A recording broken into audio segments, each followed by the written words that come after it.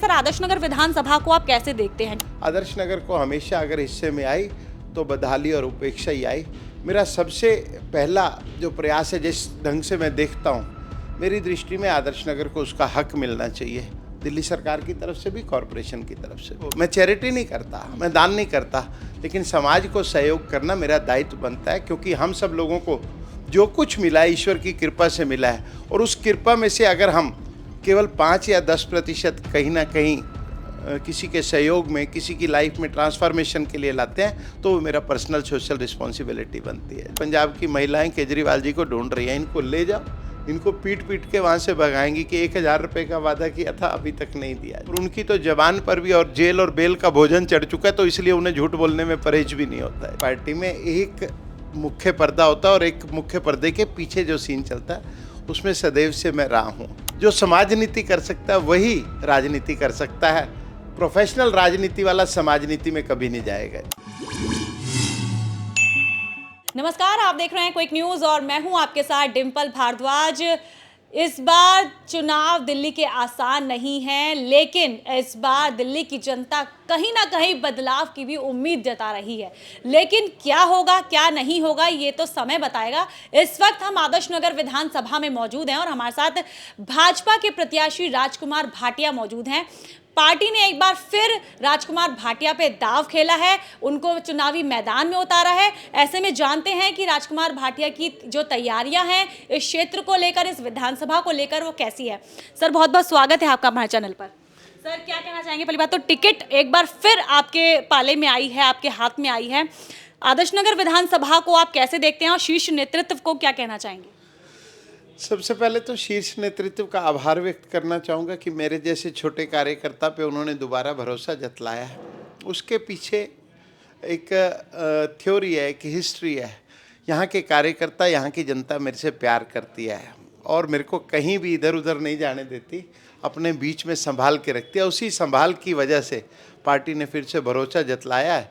मैं श्री JP नड्डा जी का और वीरेंद्र सचदेवा जी का आभार व्यक्त करता हूँ, और संगठन का, क्योंकि संगठन के प्रचार प्रसार के लिए हमें टिकट मिलती है। संगठन सर्वोपरि है। बिल्कुल। तो सर, जैसे कि हम आप लोगों को बता दें कि राजकुमार भाटिया सिर्फ प्रत्याशी नहीं है आदर्श नगर विधानसभा से, बल्कि वो दिल्ली प्रदेश के उपाध्यक्ष भी हैं। दिल्ली का भार भी आप कहीं ना कहीं संभाल रहे हैं। लेकिन पहले हम राजकुमार भाटिया की बात करते हैं कि शुरुआत कहाँ से हुई, क्योंकि जब आपका नाम शुरू हुआ था ऊपर चढ़ना, तब आप एक समाज सेवी के तौर पर प्योरली देखे जाते थे। रोटी बैंक आप चला रहे थे और उसके बाद जो नाम आपका चढ़ता गया वो सभी ने देखा। सर, शुरुआत कैसे की? रोटी बैंक की शुरुआत से कैसे हुई? ठीक है, मैं राजनीति के मुख्य पटल पर बाद में आया, लेकिन मैं 1982 में ही विद्यार्थी परिषद का कार्यकर्ता रहा। कॉलेज के ज़माने से ही राजनीति करना और करवाना दोनों अलग अलग विषय होते हैं, तो करवाते थे। दिल्ली विश्वविद्यालय के हर चुनाव में अपनी भूमिका रहती थी। और बाद में 2012-13 में आदरणीय राजनाथ सिंह जी की टीम में और नितिन गडकरी जी की टीम में मैं व्यापार प्रकोष्ठ का काम राष्ट्रीय स्तर पर देख रहा था। चुनावी राजनीति में बाद में आए तो लोगों को लगा शायद यही राजनीति होती है, लेकिन हमारी पार्टी में एक मुख्य पर्दा होता है और एक मुख्य पर्दे के पीछे जो सीन चलता है, उसमें सदैव से मैं रहा हूँ। तो रोटी बैंक की बात आप करते हैं। रोटी बैंक 2015 में हमारा एक छोटा सा इनिशिएटिव था पूरी टीम के साथ, और सच बात तो यह है कि हमें भी नहीं मालूम था कि जिस काम को हम शुरू कर रहे हैं वो इतना बड़ा रूप ले लेगा। आज निरंतर 9 साल हो गए हमें रोटी बैंक चलाते हुए। जून 2015 में शुरू किया था, 9.5 साल से ज़्यादा हो गए। ईश्वर की बड़ी कृपा हुई, लोगों का सहयोग मिला, जनता का सहयोग मिला। लगभग 32 लाख लोगों को हम बिना किसी ग्रांट के, बिना किसी डोनेशन के खाना खिलाने में लोगों ने हमें अवसर दिया कि हम लोगों की सेवा कर सकें। उसके साथ साथ स्वेटर बैंक चला, चिरैया विरासत के माध्यम से चिड़ियों के घोंसले हमने लोगों के घरों में दिए, और कॉपी बैंक, पुस्तक बैंक, इस प्रकार के अनेक काम हम करते रहे। तो समाज और राजनीति में एक छोटा सा महीन सा फासला होता है। जो समाज नीति कर सकता है वही राजनीति कर सकता है। प्रोफेशनल राजनीति वाला समाज नीति में कभी नहीं जाएगा। जी साहब, बिल्कुल। कितना फ़ायदा हुआ क्योंकि जब आपने रोटी बैंक शुरू किया, पुस्तक बैंक शुरू किया और बहुत सारी और भी आपने चैरिटी वाले जो काम थे वो शुरू किए, तो कितना बेनिफिट मिला समाज में, कितनी पकड़ बनी, लोगों से कितना मेल-जोल बढ़ा इस चीज़ को लेकर? देखिए, मैं अपने सामाजिक कामों को कभी राजनीति से नहीं जोड़ता। और आजकल एक टर्म चलती है CSR, कॉर्पोरेट सोशल रिस्पॉन्सिबिलिटी। मैं उस पर विश्वास नहीं करता। मैं PSR पे विश्वास करता हूँ, पर्सनल सोशल रिस्पॉन्सिबिलिटी। जी, अगर मैं समाज को, मैं चैरिटी नहीं करता, मैं दान नहीं करता, लेकिन समाज को सहयोग करना मेरा दायित्व बनता है, क्योंकि हम सब लोगों को जो कुछ मिला है ईश्वर की कृपा से मिला है, और उस कृपा में से अगर हम केवल 5 या 10% कहीं ना कहीं किसी के सहयोग में, किसी की लाइफ में ट्रांसफॉर्मेशन के लिए लाते हैं, तो वो मेरा पर्सनल सोशल रिस्पॉन्सिबिलिटी बनती है। क्योंकि अब चुनावी माहौल है तो सीधा चुनावी मुद्दों पर आ जाते हैं, क्योंकि पृष्ठभूमि थोड़ी सी सर क्लियर करना ज़रूरी था कुछ लोगों के लिए।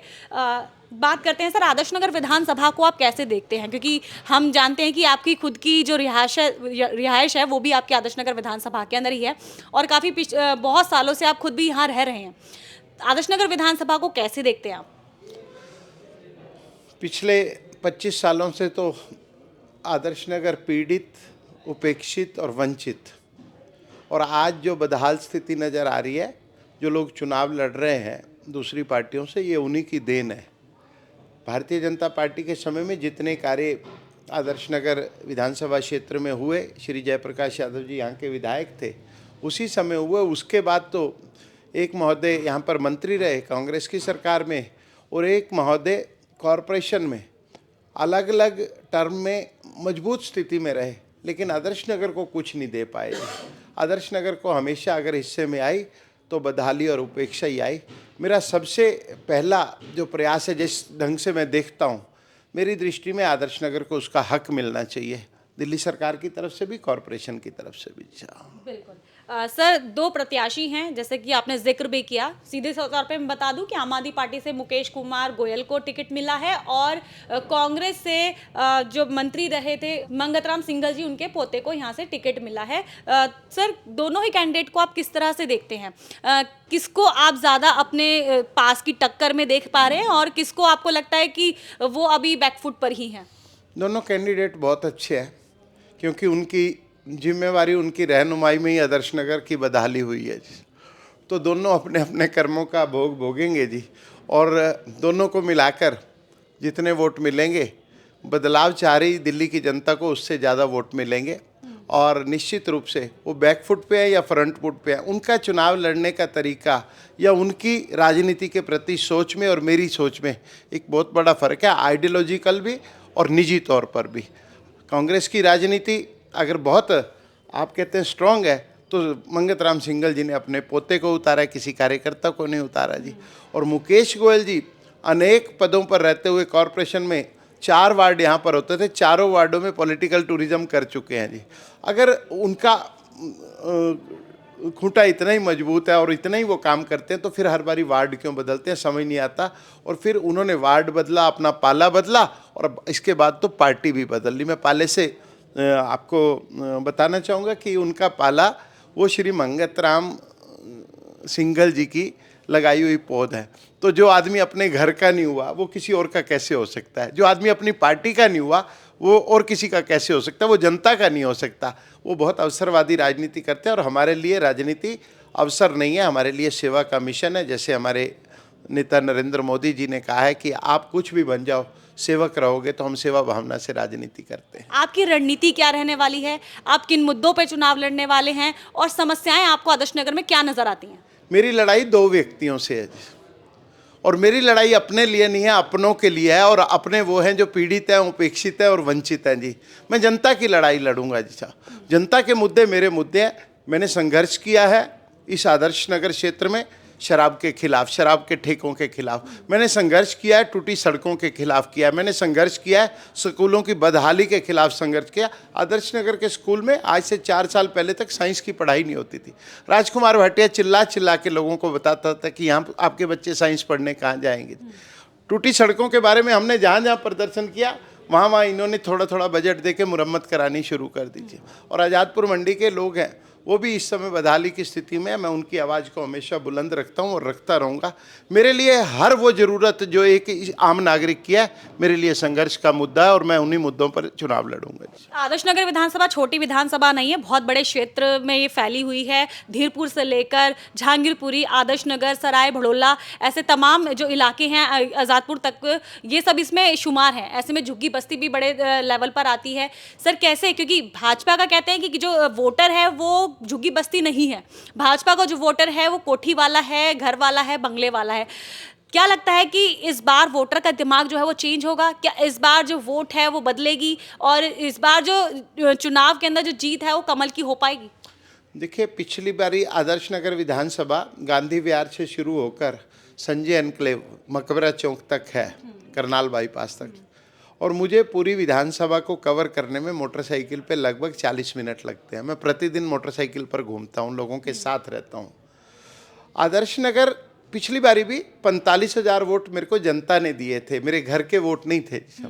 वो झुग्गी से भी वोट था, वो कोठी से भी था, वो संत रविदास नगर से भी था और आदर्श नगर विधानसभा के 5 गांवों से भी था। धीरपुर, आज़ादपुर, सराय भड़ोला और रामगढ़ 5 गांव आते हैं, इन सभी से वोट मिला था।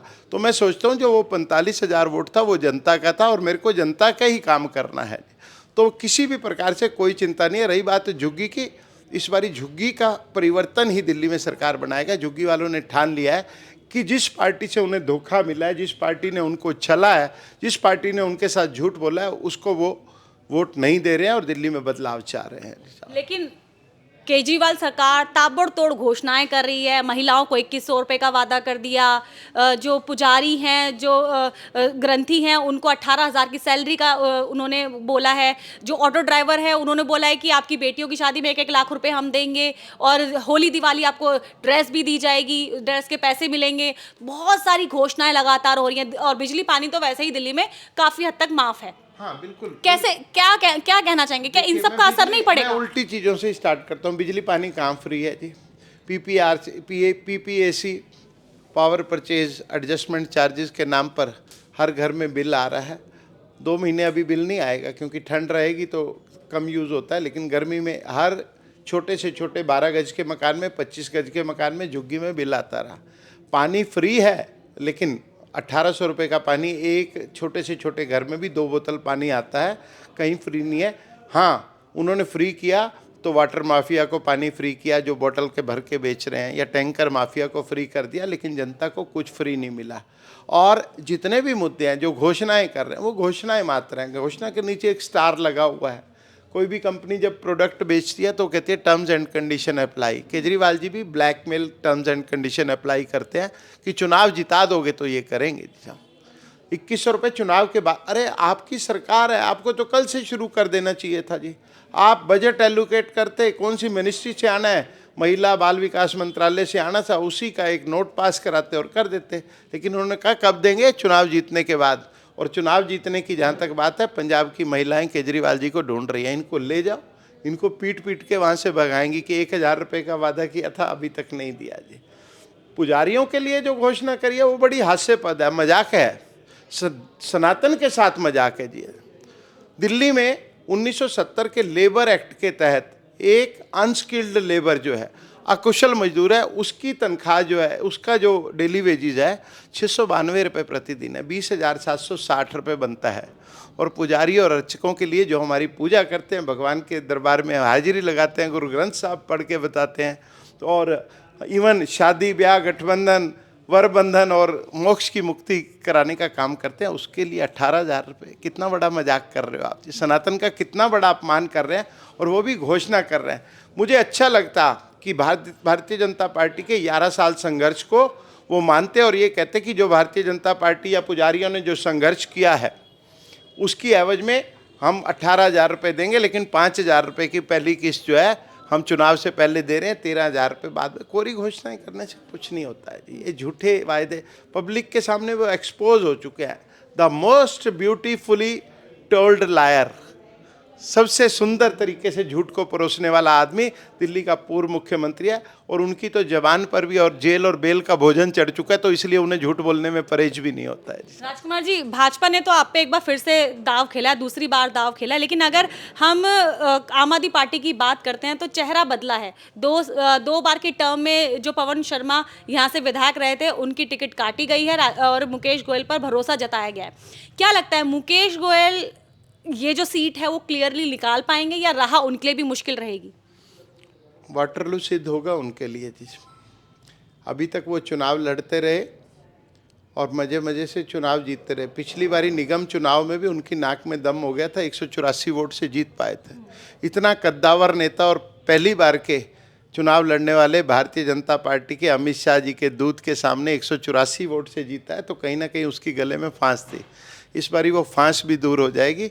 शायद ये उनका अंतिम चुनाव हो। वैसे कह भी रहे हैं अपने भाषणों में कि ये मेरा अंतिम चुनाव है, इसके बाद राजनीति, लेकिन हम अंतिम चुनाव से पहले ही उन्हें बता रहे हैं कि आपकी राजनीति की अंतिम पारी है। अंतिम पारी है। सर, जनता के लिए क्या संदेश आप देना चाहेंगे? आदर्श नगर की जनता अपने कैंडिडेट्स की तरफ, जितने भी प्रत्याशी उतरे हैं मैदान में, चाहे आम आदमी पार्टी के हों, कांग्रेस के हों और भाजपा के, सभी की तरफ बड़े उम्मीदों के साथ देख रही है कि कौन कितना अच्छा करने वाला है, कौन हमारे मतलब की बात करने वाला है, कौन हमारे दुख दर्द को दूर करने वाला है।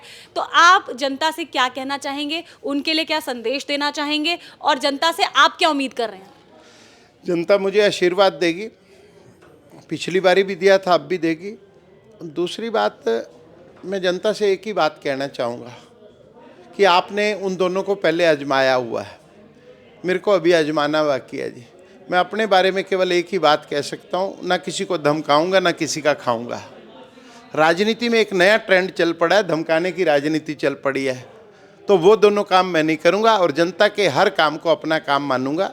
इतना ही मैं जनता से प्रार्थना करना चाहता हूँ। एक अवसर मुझे ज़रूर चाहिए जी, उस अवसर के बाद आदर्श नगर में राजनीति के नए आयाम स्थापित होंगे और आदर्श नगर के लोगों को पहली बार पता चलेगा कि राजनीति कहते किसे हैं। ये थे राजकुमार भाटिया, जो एक अफसर की उम्मीद आदर्श नगर की जनता से कर रहे हैं, लेकिन ये जनता इन्हें सराखों पर बिठाती है या फिर कुछ और देर इंतजार करवाती है, ये तो समय बताएगा। लेकिन शुभकामनाएं सर हम आपको जरूर देना चाहेंगे, क्योंकि राजनीति है, किसके सर पर जनता ताज रखेगी वो जनता ही जाने, जनता जनार्दन है। लेकिन ऐसे तमाम मुद्दों के लिए हम आपके पास लगातार आते रहेंगे। तब तक के लिए हमें इजाजत दीजिए। नमस्कार।